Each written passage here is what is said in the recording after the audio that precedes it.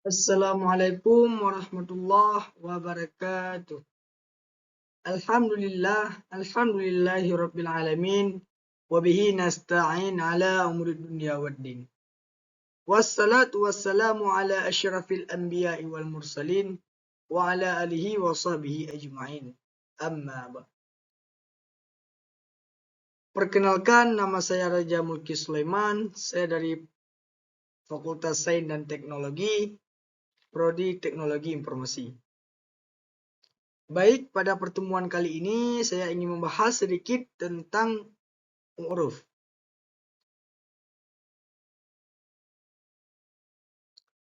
A. Pengertian huruf. Kata huruf secara etimologi berarti sesuatu yang dipandang baik dan diterima oleh akal sehat.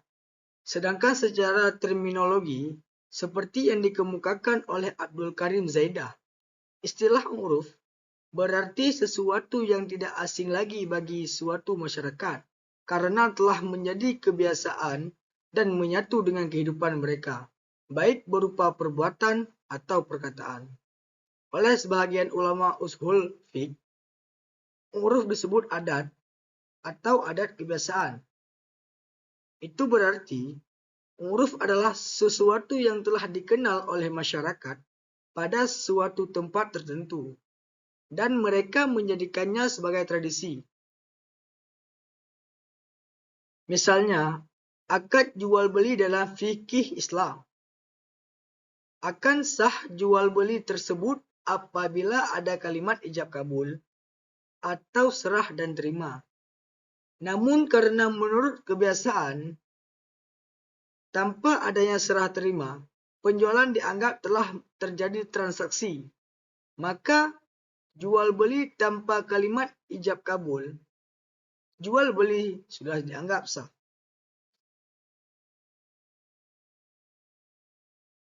Dua, pembagian huruf berdasarkan objeknya. Berdasarkan jenis perbuatannya, maka huruf terbagi menjadi dua, yaitu huruf qauli dan huruf amali. Berdasarkan pandangan hukum syara, huruf dilihat dari segi ukuran Islam, ia terbagi menjadi dua, yaitu huruf sahih dan huruf fasid. Pembagian ini sebenarnya merujuk kepada pengertian bahwa huruf dan adat adalah sinonim. Berdasarkan cakupannya, dari segi cakupannya, huruf dibagi menjadi dua, yaitu huruf al-am atau kebiasaan yang bersifat umum, dan huruf al-khas atau kebiasaan yang bersifat khusus.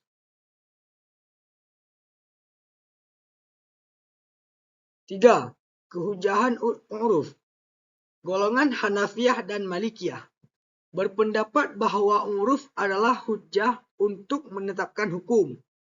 Mereka bersandar pada firman Allah dalam Quran surat Al-A'raf ayat 199. A'udzubillahi minasyaitonirrajim. Bismillahirrahmanirrahim. Khudhil afwa wa'mur bil 'urfi wa'rid 'anil jahilin. Jadilah pemaaf, perintahlah orang-orang pada yang ma'ruf, dan berpalinglah dari orang-orang yang bodoh.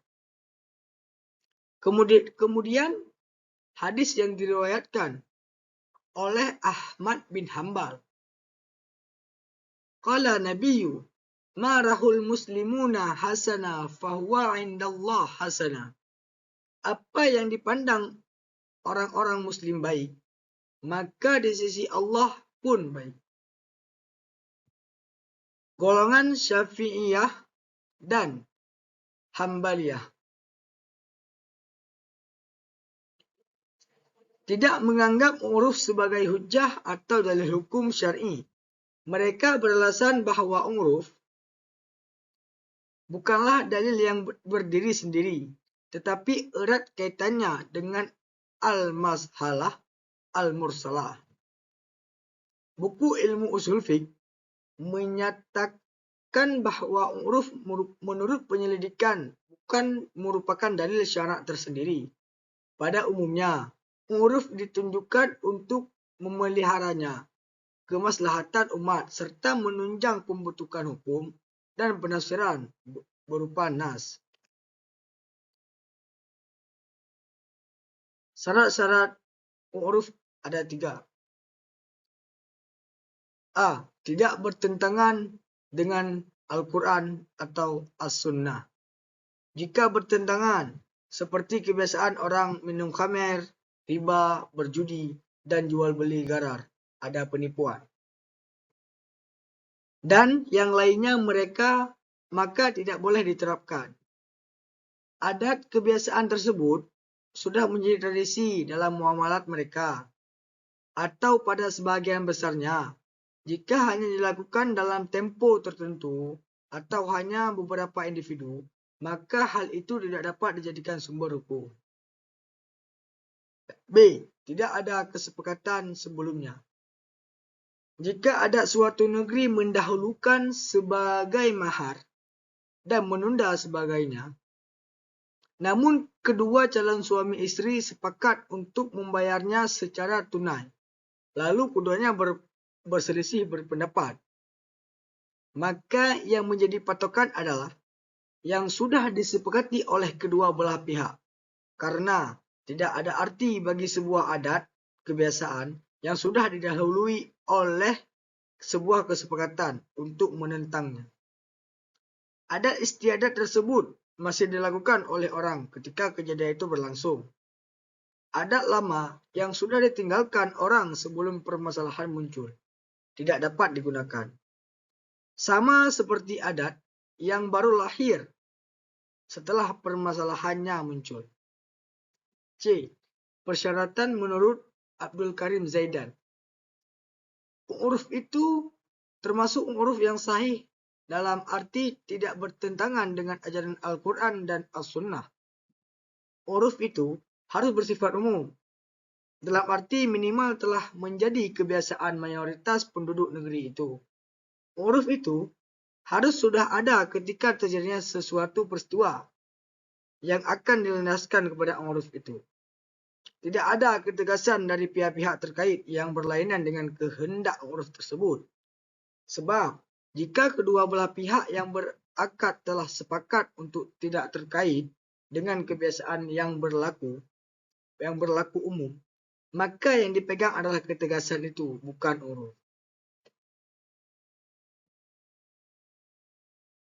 Oke, kesimpulannya adalah karakteristik hukum bersifat universal dan mengikuti perkembangan zaman dalam penetapannya.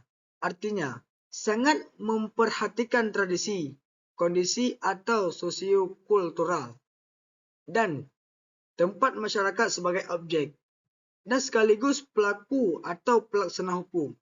Selanjutnya, para imam mujtahid dalam menetapkan suatu ketentuan hukum atau fiqh juga tidak menyesampingkan perhatiannya terhadap tradisi, kondisi, dan kultural setempat.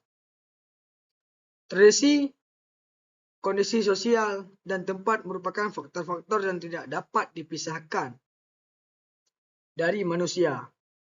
Oleh karenanya, perhatian dan respon terhadap 3 unsur tersebut merupakan keniscayaan.